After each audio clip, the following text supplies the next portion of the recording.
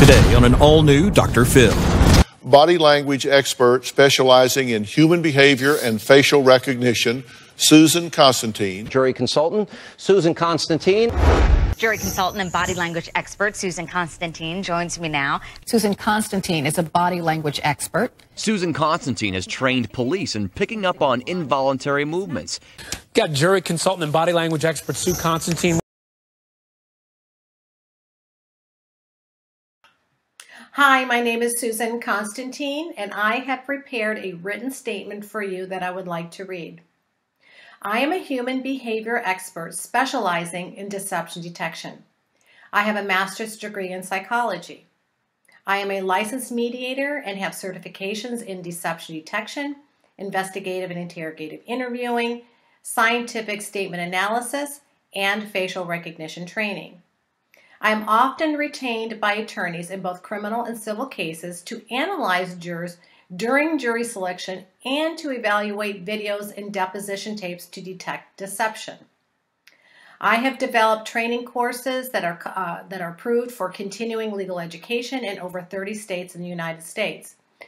I have been hired to train Department of Defense Inspector General, the Department of Children and Families, Public Defender's Offices, State's Attorney's Offices, State Bar Association, Judicial Associations, Mediation and Arbitration Associations, international law enforcement and intelligence agencies, law schools, and universities around the U.S. I was retained and compensated to review a video featuring a 15-year-old Israeli boy named Nathan, who is sitting next to Rabbi Levy. The video is in Hebrew, and the first 30 minutes have been translated into English. I have not been asked to verify the veracity of the translation into English, and for the purposes of my professional opinion, have accepted the English translation at face value. It is important to note that I am an impartial and independent professional. I have no personal interest in this matter. Prior to this video statement, I have received several emails from individuals requesting my thoughts on this video. The party that paid for my review of this video and my video opinion made it very clear that their only interest in this is searching for the truth with respect to my opinion, irrespective as to what my opinion is. It should be noted that there were obstacles in reviewing the video due to the fact that I was watching the video in a foreign language and with English subtitles. Additionally, it is also challenging to analyze a person's truthfulness when they are being questioned by other parties while recounting the story. Throughout the video, Nathan was being queried by the rabbi seated next to him. And from an analysis point of view, this interfered with the flow of the recounting of the story. A more ideal setting would have been for someone to recount their experience or story without any interruptions. In the interest of full disclosure, I would also note that my profession is not an exact science. There's always room for error. But the successful conclusion of opinions rendered by myself and other professionals in this field range between 80 to 95% certainty. I would also like to point out that academic research studies have found that humans do not want to intentionally lie. And I'd like to point out that there's always truth in every statement people make because it is more difficult to lie than tell the truth. The reason is because it increases the brain's cognitive load, making it very difficult to maintain the lie over time.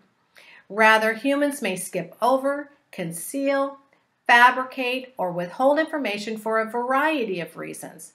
It is also important to note that research has also found that teens between ages 12 and 15 have developed a conscience, and they feel guilty about lying. This is the age where teens do not want to disappoint their parents and desire to seek the approval from them. My opinion is thereby limited to the context of the 38 minutes of the video that I have watched of the Hebrew video with English subtitles.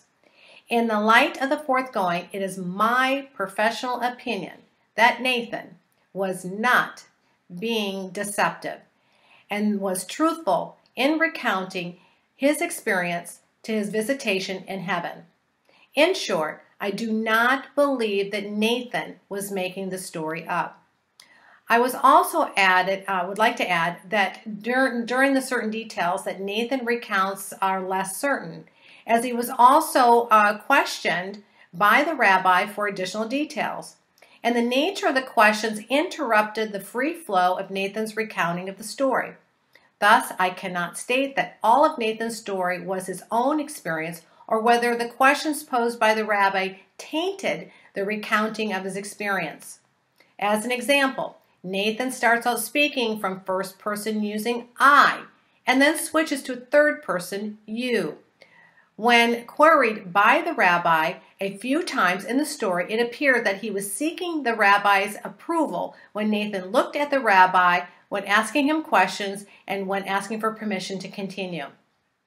However, it remains my opinion that Nathan does in fact believe that he experienced a visitation in heaven and was not being deceptive in making this assertion. Other details recounting by Nathan are difficult to gauge from a truthful perspective due to the frequent queries by the rabbi. This is my statement, and again, my name is Susan Constantine, and I am a behavioral analysis expert specializing in deception detection. Thank you so much, and have a great day.